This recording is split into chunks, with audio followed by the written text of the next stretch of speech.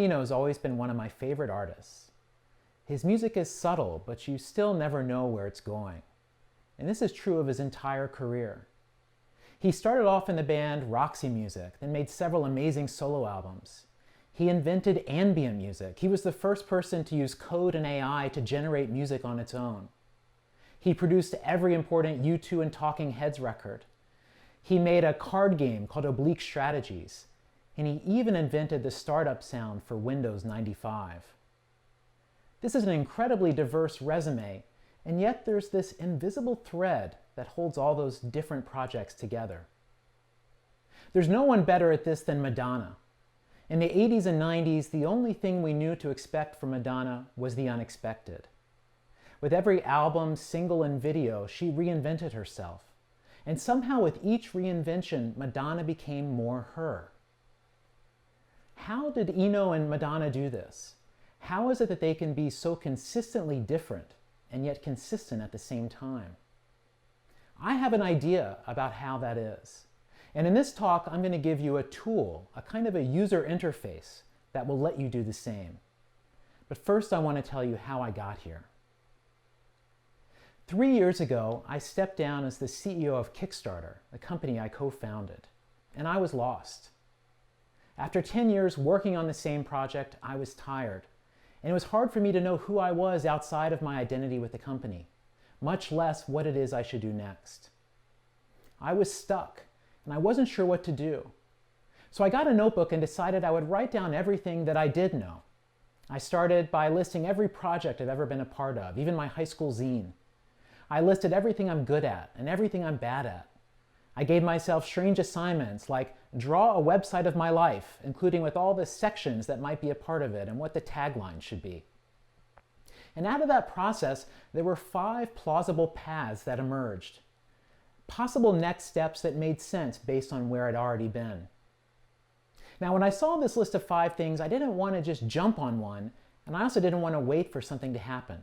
So I created another experiment. I would pretend each of these things was my job. I would wake up one day and devote myself fully to living that role. I imagined if I used something like a method acting technique, my body would tell me if it was right or not. And so I actually did this. The first day, I pretended I was a journalist, which was my job before Kickstarter. I researched possible story ideas and wrote pitches to editors. Another day, I imagined turning what was a side project into a full-blown company. And on one day, I pretended that I was writing a book that would communicate a very specific feeling and point of view. And it was the day I spent pretending to write a book that my body told me this was the thing I actually needed to do. And it was about a year into that process that I had my realization. I've been doing a lot of research about self-interest. How is it that we define what is in our self-interest and what's not? And while thinking about this, I decided to draw self-interest. How do I visualize this idea? And when I did, I sketched this image in my notebook. A hockey stick graph, a chart of a line sloping up and to the right. Now this is how we think of self-interest today. Whatever it is that we want, money, power, popularity, is growing so fast it just shoots up to the moon. In Silicon Valley, board decks, this is the ultimate vision of success. But as I looked at this picture, I realized it was just a tiny slice of a much larger picture. Because the x-axis, measuring time, it kept going from now all the way into the future. And the y-axis, measuring our self-interest, it also kept going. Because as our self-interest grows, so do our responsibilities. It goes from me to us. As I looked at this graph, I was suddenly confused. What is this whole space I'd never really thought about before? So I drew some lines and tried to carve it out more and discovered there were 4 distinct spaces of self-interest to think about. There was now me, what I want and need right now. This is how the world tends to think of things already. But there was also future me, the older, wiser version of me that either becomes real or not real based on my actions every day. There's now us, my family, my friends, my coworkers, the people that are important to me. And then future us, my kids or everybody else's kids. I realize that every decision that I make leaves a footprint in every one of these spaces. All of these spaces are in my self-interest, and yet today we believe that now me is the only space worth thinking about. As I looked at this picture, I thought, what is this a picture of? And next to it, I wrote just a very simple description. Beyond near-term orientation. That's what this graph was meant to do. Help me see beyond now. And as I looked at these words, I realized they were an acronym. They spelled bento. And I suddenly thought about the bento box, the Japanese packed lunch that has 4 compartments and a lid. It ensures that you always have a balanced meal and not too much of any one thing. And the bento also honors a Japanese dieting philosophy called hara hachibu, which says the goal of a meal is to be 80% full. That way you're still hungry for tomorrow. That's it, I thought. Bentoism. It's the same idea, but for our values and our self-interest. A way to not just maximize for right this second, but to leave space for other people and our future selves as well.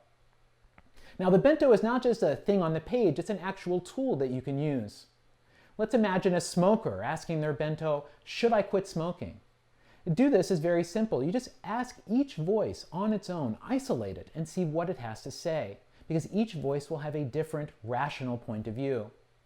So for a smoker asking whether they should quit smoking, their now us, which thinks about their family, says, yes, you should quit. We hate it. It's bad for your family. The smoker's future us, thinking about their children, says, yes, you should quit. What if my kid smoked because of me? The smoker's future me says, we want there to be a future me. Quit right now. But the smoker's now me says, no, keep smoking. Quitting's going to suck. We're addicted to nicotine. This is going to be brutal on now me. And now me has a point based on a very limited perspective. The challenge we face today is that most of us see the world only with this now me lens. We have a passive awareness that lets us see maybe a day in advance, but we have a harder time seeing beyond that. This can cause us all sorts of problems, like making addiction seem rational. Hey, it's satisfying our now me urges, so we should keep doing it. Passive awareness can also make something like sacrifice unthinkable. Giving up something now to get something more later just seems irrational from this perspective. What we really need then is an active awareness to expand the perimeter of our self-interest beyond now me to include the people we care about and the future. With an active awareness, you seek solutions that honor all 4 spaces of the bento. This is your idea of what a good decision is. Now, this is a lot easier to do when you know what's going on inside each of those boxes for yourself. And to do this, you answer just a very simple question in each one. What does now me want to need? What does my future me want to need? And so on. The first time I did this, I brainstormed a ton of answers. I need security, I need challenge, I need love, all sorts of things. And then I drilled that down to a simple phrase that I could keep in mind. My now me, it wants to show people the matrix. I'm at my best when I'm connecting ideas, making people see things that are hard to see. My future me wants me to create harmony, bring people together, and to never sell out. Don't sell out. This has been a strong theme in my life. My now us is about a small group of friends and family and being hyper present with them. And my future us imagines a world where there's still a matrix, but the matrix is working to our benefit rather than against us. Now, having these ideas in mind is incredibly helpful because it helps me make decisions and shape my life. Not long after creating the bento, I got asked a question that immediately challenged my assumptions. I was invited to do a talk for a company that I didn't particularly like. They felt off values to me. In the past, when I've been invited to do things like this, I've always said no and also felt kind of angry for even being asked. When I asked my bento whether I should do this talk for a company I didn't like, I couldn't believe what I learned. My now me, which wants to show people the matrix, said, yeah, this is absolutely what you're about. My now us, which wants deep time, said an hour and a half to share ideas is cool with me. My future us, which wants to build a better matrix, says absolutely, you don't just want to preach to the choir. But my future me, which says don't sell out, it accused me of selling out. It said I was only doing this for the money. It said no. And I suddenly realized that this voice that had made me angry in the past was my future me. And my future me was acting like a bouncer, this big dude standing outside looking out for my values, making sure things didn't come in that I didn't want. But by seeing the whole bento, by being able to see the bigger picture, I had the right to tap that bouncer on the shoulder and say, nah, it's cool, I got this. And so I ended up making an entirely different choice than I would have otherwise, and yet being certain that it was something that was in my self-interest and fulfilled who I am. Because I had this active awareness, I could see that even though one part of my bento wasn't so sure it was still the right thing to do. Now, this bento structure can work for people, but it also works for organizations. A company's bento is quite similar. Its now me is whatever its current priorities are, the annual goal or the quarterly goals. Its future me is this idealized self, this brand promise, the ultimate version of the company it's always trying to live up to. A company's now us are its stakeholders, its investors, its customers, its employees, the community, the suppliers that rely on it, and what that core promise is to each of them. And the company's future us is its vision statement, where it wants to be in 10 years. So for a company to use their bento, it means making choices that honor each of these spaces, that successfully hold these tensions between what the public expects and what you expect out of yourself. So if we imagine a company like Apple, we can map their bento. Their now me are tools to develop humankind. This is Apple's mission statement, as well as whatever its quarterly goals might be. Apple's future me brand ideal, it's think different, right? It's something we've seen in many ad campaigns.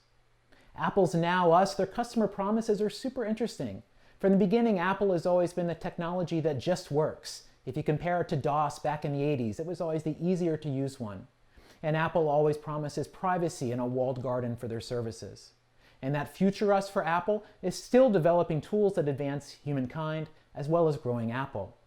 So when Apple launches a new product, they should think of it from the perspective of the bento. What will fulfill all of these expectations? And this shows us why something like the AirPods are such a successful product. They think different, no wires, but they also honor this idea of just works. You put them in and they play, you take them out and they stop. It fulfills what people expect from Apple. If you contrast that with something like the Touch Bar, which is a failure on many of their computers, yes, it thinks different, but it doesn't just work, it doesn't do anything, and that's why it didn't ultimately work out. So this shift from this passive awareness, only trying to look out for what you want right now, to this active awareness, seeing the full perimeter of your self-interest, is what allows you to ultimately fulfill your potential, to be the best version of yourself, and to create choices that are coherent with who you are. In physics, coherence is a word just meaning multiple waves sort of working together in synchronicity, just this perfect balance. And making decisions that fulfill every aspect of your bento are a kind of self-coherence. Now, doing this on the regular basis is something that takes practice, just like any kind of muscle. But there's a simple practice that I've begun doing once a week that's really transformed how I think about my time. I draw a blank bento like this one and ask, how should I use my energy? And I ask these different parts of myself what I should do just in the next 7 days. I use this to make my to-do list for the week ahead. Now, if you're willing to go with me for just a second, I'd love to take you through the kind of meditative process I do to place myself in this world. So to do this, I need you to close your eyes with me and just follow along, and we'll see what we discover. So to start, just close your eyes and I want you to look straight ahead, looking straight ahead like you're looking into a mirror. And you were looking at now me. You're looking at yourself right at this moment. I want you to start just by taking stock of what's going on in your mind. Are you feeling calm and relaxed? Are you focused or are you anxious? Does your body feel okay? Do you need to stretch? Do you need to exercise today? How does your now me feel? Now, keeping your eyes closed and still looking straight, I want you to tilt your head up. And now we're looking up into the now us space of your bento. The now us for you is everyone that you love and care about. It's not every person in the world, just the people that you feel emotionally connected to. What I'd love for you to do is I'd love you to take all those people, your friends, your coworkers, even your pets, and cram them all onto a sofa. Now that you've got them all on there, just take a Polaroid and now look at each of their faces one by one. Those are the people who are counting on you. Now, keeping our head tilted up, let's turn slightly to the right, and now we're looking at future us. Future us is that same Polaroid of your couch with all the people you love, except now 20 years into the future. Everyone's older. You can't believe how big your kids are. You realize some of the people in the last picture aren't there anymore. And there are new faces you don't recognize, but you know that they matter because they're here in this frame. Take a second to look across these faces too, and know these people, decades from now, are counting on you right at this moment also. Now, keeping your head turned to the right, Look straight ahead, and now you're looking at future me. You're looking at the older, wiser version of you. Your hair is white or salt and pepper. Your skin is wrinkly. Your future me loves you more than anybody. They look at you with compassion. You can feel it as they smile at you. You can feel their warmth as you touch their face. This beautiful person, this person that lives up to all the things you wanted out of yourself, this is you. This is you, who you are becoming right now. And now let's turn and just face straight ahead again, looking back into the mirror of now me, and you can open your eyes. Those are the dimensions of your life. Every time you make a choice, those are the parts of yourself that are speaking to you, whether you listen or not.